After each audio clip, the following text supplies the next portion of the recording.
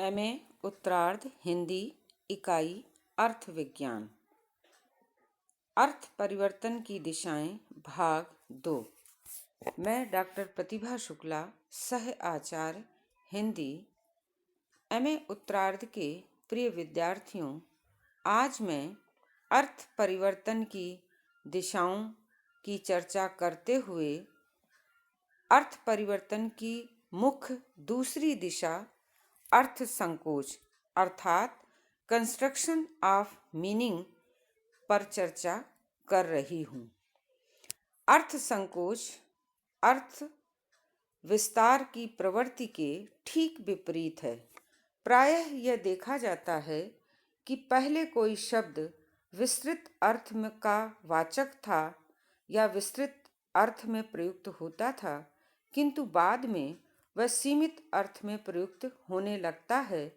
अर्थ परिवर्तन की इसी प्रवृत्ति को अर्थ संकोच कहते हैं। विस्तृत अर्थ से सीमित अर्थ में प्रयुक्त होने वाले कुछ शब्दों का विश्लेषण करके हम इस अर्थ संकोच की प्रवृत्ति को विस्तार पूर्वक समझने का प्रयास करेंगे।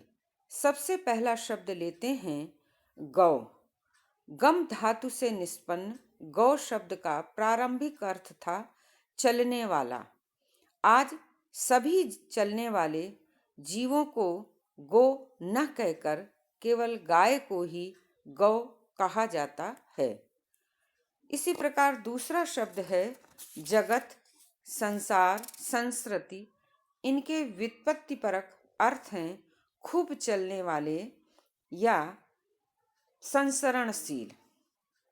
परंतु यह शब्द रेलगाड़ी, हवाई जहाज, बस आदि का प्रतीक न देकर केवल संसार का अर्थ देते हैं। इसी प्रकार और शब्द हैं जलज, पंकज, सरसिज। इन सभी शब्दों का शाब्दिक अर्थ है अम्बुज, सरोज, नीरज आदि भी इसी कोटि में आते हैं। इन सब का अर्थ है जल, तालाब या कीचड़ में उत्पन्न होने वाला। परंतु ये सभी शब्द कमल के अर्थ में रूढ़ हो गए हैं, जबकि हम प्राकृतिक जगत में देखते हैं कि जल के अंदर मछली, मगर, काई, अन्य जलीय वनस्पतियां और जीव जंतु भी होते हैं, किंतु उन जीव सभी को जलज नहीं कहा जा सकता या नहीं कहा जाता। अगला शब्द है सभ्य। शब्द का तात्पर्य है सभा में बैठने वाला, और सभा या समूह में बैठने वाला व्यक्ति किसी भी तरह का हो, अर्थात वह पढ़ा लिखा हो या अनपढ़, वो सभ्य कहलाने का अधिकारी था। किंतु अब यह शब्द केवल सुसंस्कृत शिष्ट व्यक्तियों के लिए ही प्रयोग किया जाता है। इसी तरह कुछ हमारी भाषा में शब्द हैं जैसे तटस्थ, मध्यस्थ, उदासीन। इन शब्दों के क्रमशः अर्थ हैं किनारे पर खड़ा, बीच में खड़ा, ऊपर बैठा हुआ। किंतु अब ये सभी शब्द निष्पक्ष के अर्थ में प्रयुक्त होते हैं। तो इन सभी शब्दों से हमने जाना कि जहाँ ये शब्द अपनी व्युत्पत्ति के अर्थ में बहुत विस्तृत अर्थ रखते थे, किंतु अब ये बहुत सीमित अर्थ में प्रयुक्त किए जाने लगे हैं। अगला शब्द लेते हैं मृग। सभी जंगली जीवों के लिए यह शब्द प्रयुक्त किया जाता था, इसीलिए शिकार को मृगया कहा जाता था। अब यह शब्द केवल हिरण के अर्थ में रूढ़ है। सिंह जंगली पशुओं में सर्वश्रेष्ठ होता है, अतः उसे मृगेंद्र, मृगराज, मृगपति आदि भी कहते हैं। हाथी को हस्तिन मृग भी कहा जाता था। अंग्रेजी का डियर भी पशुवाची था, किंतु अब अंग्रेजी भाषा में भी मृग शब्द का ही वह पर्याय रह गया है। सर्प रेंगने वाला अर्थात सरीसृप जीव, ये सांप अर्थ में रूढ़ हो गया है। सृप धातु से निष्पन्न शब्द में रेंगना क्रिया की प्रधानता रही है और रेंगने के अर्थ में हम दीवार पर रेंगने वाली छिपकली है और गिरगिट है, ऐसे जीवों का भी नाम ले सकते हैं, किंतु अब ये केवल सर्प के अर्थ में प्रयुक्त होता है।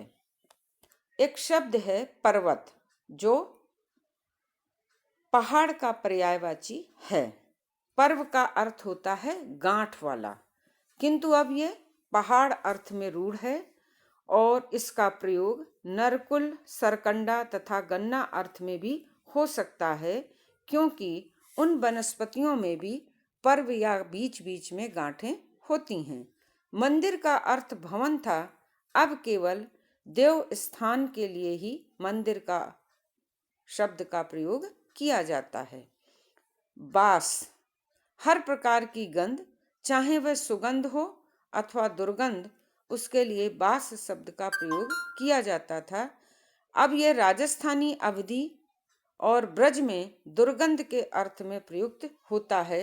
जैसे कोई खाद्य वस्तु पुरानी या बासी हो जाए तो उसको लेकर या उसके विषय में कहा जाता है कि अरे इसमें से तो बास आ रही है। अगला शब्द है हमारा श्राद्ध। श्रद्धा युक्त कर्म श्राद्ध कहलाता था, अब मृतक श्राद्ध के रूप में प्रचलित है और एक विशेष प्रक्रिया के अर्थ में ही इस शब्द का प्रयोग किया जाता है। इसी प्रकार एक तर्पण शब्द है तृप्त करना। यह शब्द भी केवल अब मृतक संस्कारों से संबंधित ही रह गया है।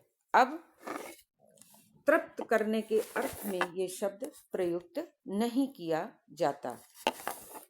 हम बहुतायत से एक शब्द प्रयोग करते हैं, अनुकूल और प्रतिकूल। अनुकूल का अर्थ था किनारे के इधर और प्रतिकूल था किनारे के उधर।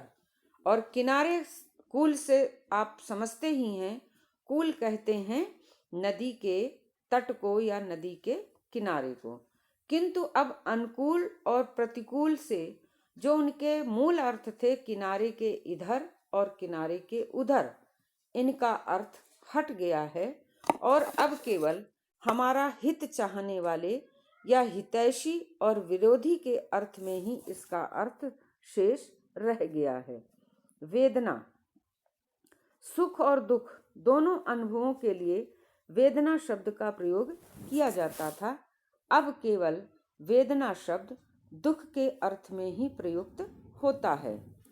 घृणा, दया और घृणा दोनों अर्थों में घृणा शब्द का प्रयोग किया जाता था, अब केवल घृणा अर्थ है और इससे दया का अर्थ हट गया है या प्रचलन में नहीं है। विद्यार्थी, मूलतः वे सभी लोग जो विद्या के अर्थी हों, इच्छुक हों, चाहे वो किसी भी उम्र के हों, विद्यार्थी कहलाते थे, किंतु अब ये शब्द विद्यालय से संबंधित छात्र का ही समानार्थी हो गया है। अब उसमें सभी उम्र या सभी सीखने के इच्छुक व्यक्तियों का अर्थ ये शब्द नहीं देता। धान्य, यव मूलतः अन्य मात्र के लिए प्रयुक्त होता था, जैसे आशीर्वचनों में धन धान्य से परिपूर्ण हो ऐसा कहा जाता था, किंतु अब धान, चावल और यव जौ के अर्थ में संकुचित हो गया है। भार्या शब्द, भार्या का अर्थ था भरण पोषण करने योग्य, किंतु अब यह केवल पत्नी के अर्थ में ही प्रयुक्त होता है। इसी तरह वृषभ शब्द का अर्थ था सृजन शक्ति वाला। वैदिक काल में इसका प्रयोग बादल, सांड, रुद्र अर्थात वर्षा के देवता के लिए होता था, किंतु अब यह केवल सांड के अर्थ में ही इसका अर्थ रह गया है। आदित्य, अदिति के सभी पुत्र, विशेष रूप से मित्र, वरुण, अरयना, दक्ष आदि के लिए आदित्य शब्द का प्रयोग होता था, किंतु अब यह केवल सूर्य अर्थ में ही संकुचित हो गया है। इसी तरह दुहित्र, गाय दूहने वाली किसी भी व्यक्ति के लिए दुहित्र शब्द का प्रयोग हो सकता था, किंतु अब यह केवल पुत्री के अर्थ में ही संकुचित है। संभवतः प्राचीन काल में गौ दोहन का कार्य पुत्रियां ही करती रही होंगी, इसलिए अब दुहित्र शब्द का अर्थ पुत्री के अर्थ में ही सीमित हो गया है। इसी तरह से वृक का अर्थ है फाड़ने वाला। कोई भी पशु अथवा मनुष्य इस प्रवृत्ति के कारण वृक कहला सकता था, किंतु अब यह केवल भेड़िया के अर्थ में सीमित हो गया है। इस प्रकार हम देखते हैं कि दुर्लभ से विकसित दूल्हा अर्थात कठिनता से प्राप्त तथा रस से विकसित रसाल अर्थात रस से युक्त आदि शब्दों के अर्थों में भी संकोच हो गया है। अब इनका प्रयोग वर और आम वृक्ष के लिए होता है। तो इस तरह से हम देखते हैं कि किस तरह से विस्तृत अर्थ वाले या विस्तृत अर्थ से युक्त कई शब्द हमारी भाषा में अब संकुचित अर्थ को लेकर किसी विशेष अर्थ में रूढ़ होकर प्रयुक्त किए जाने लगे हैं। प्रोफेसर मिशेल ब्रेयाल का ये कथन सत्य है कि कोई राष्ट्र या जाति जितनी अधिक विकसित होगी, उसकी भाषा में अर्थ संकोच के उदाहरण उतने ही मिलेंगे। इसका अभिप्राय यह है कि संस्कृति और सभ्यता के विकास से सामान्य शब्द विशेष अर्थों में प्रयुक्त होने लगते हैं और भाषा में अर्थ संकोच हो जाता है।